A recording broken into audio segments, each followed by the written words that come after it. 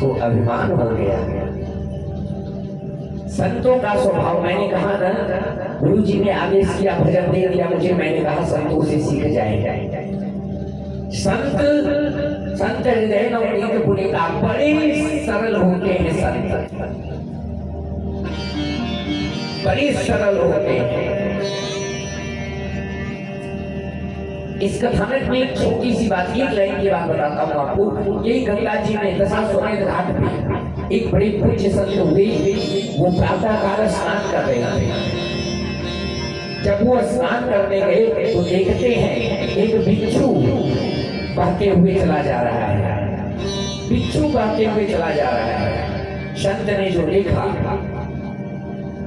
संत बार बार उस बिच्छू को बचाने के लिए वहां हाथ लगाए और बिच्छू हाथ में टनक मारते, वो बिच्छू को फेंके, बिच्छू फिर बहना शुरू करे, फिर संत जो है उठाए, फिर बिच्छू ने टनक मारा, फिर संत ने छोड़ा, फिर उठाए और अंत में बिच्छू को बचा लिया। एक व्यक्ति वहीं बैठा हुआ देख रहा था। उसने संत से कहा, गुरु जी से कहा, अरे बार बार ये बिच्छू आपको डंक मार देता है, बहुत क्यों नहीं जाने देते? गुरु जी ने कहा, ये 100 ग्राम का जीव, इसका स्वभाव डंक मारना है, ये अपना स्वभाव नहीं छोड़ सकता, तो हम 60 किलो के आदमी होकर के अपना स्वभाव को छोड़ दे। संत का हृदय ही, संत का कार्य ही है रक्षा करना। संत के अंदर साधुता नहीं है तो वो साधु नहीं है। मेरा काम है बचाना। वह 100 ग्राम का जीव जब अपनी साधुता नहीं छोड़ रहा है, अपना विचार नहीं बदल रहा है, तो मैं क्यों बदलूं? और उन्होंने रक्षा कर दी। यही संत होता है। ऊपर से चोला लगा लेने से, कपड़ा पहन लेने से, दाढ़ी बनाने से कोई संत नहीं होता।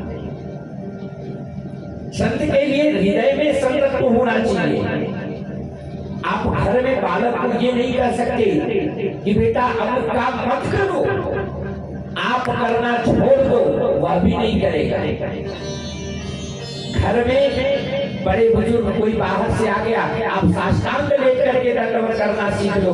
कोई बाहरी व्यक्ति आएगा, आपका बेटा, आपका पोता, वह भी साष्टांग दंडवत करना सीख जाएगा।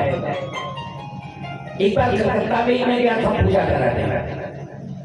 वहां जब मैं पूजा कराने गया, और यही नव योगेश्वर संवाद की कड़ियां हैं, जब मैं कड़ियों को जोड़ूंगा तो आपको लगेगा कि यही चीज है। मैं कलकत्ता गया हुआ था और हमारे एक बड़े प्रिय शिष्य थे, उनके यहाँ मैं जब गया, बड़े प्रेम से मेरे सादर से लिफ्ट उफ्ट लगवाए थे, बड़ी अच्छी व्यवस्था उनकी थी। और वो आराम से हमें अपना वैभव, आजकल होता भी है, किसी के घर जाओ ना तो आपसे सहजता से नहीं मिलता, सबसे पहले अपना वैभव दिखाता है।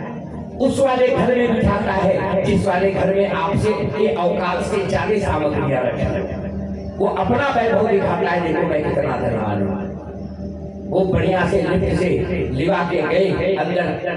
उनका एक छोटा सा पोता था, वो वहीं पे खेल रहा था मोबाइल पे। आजकल तो बच्चे भी बड़ा तेज मोबाइल पे गेम खेलते हैं, मोबाइल पे गेम खेल रहा था। अब वो पहुंचे, उन्होंने कहा, गुरु जी को प्रणाम कर। वो कहे, फिर कहे गुरु जी को प्रणाम कर। फिर कहा, फिर मोबाइल पे गेम खेल रहा है। फिर तीसरी बार कहा, गुरु जी को प्रणाम कर। उसने फिर जब वो कहा तो उसको एक तमाचा खींच के लगा दिया। रोता हुआ मोबाइल पटका और बच्चा अंदर चला गया। बहुत कष्ट हुआ मुझे। मैंने एक ही बात कही, बालक गया, जल पिया मैंने। फिर मैंने कहा, भैया, पुनीत भैया एक बात बताओ। बोले, हाँ गुरु जी बताइए। मैंने कहा, जब मैं ऊपर चढ़ के आया तो घर में आपकी पत्नी थी, आप स्वयं थे, ठीक है, आप नीचे मिले, लेकिन आपके बालक ने अगवानी करते हुए नहीं देखा। आपकी पत्नी चाय लेकर के आई, पानी लेकर के आई, उसने प्रणाम नहीं किया। आपका पुत्र आया, वो आकर के गुरु जी प्रणाम से कहा और चला गया। वो बालक कुछ नहीं देखा और आप जबरदस्ती कह रहे हैं प्रणाम कर। बालक कभी नहीं करेगा। करना क्या है, आप साष्टांग लेट के प्रणाम करना सीख लो। आपका बच्चा, पोता, नाती जो भी है वो प्रणाम करना सीख जाएगा। ये यथार्थता है। यही किया रामकृष्ण परमहंस जी ने।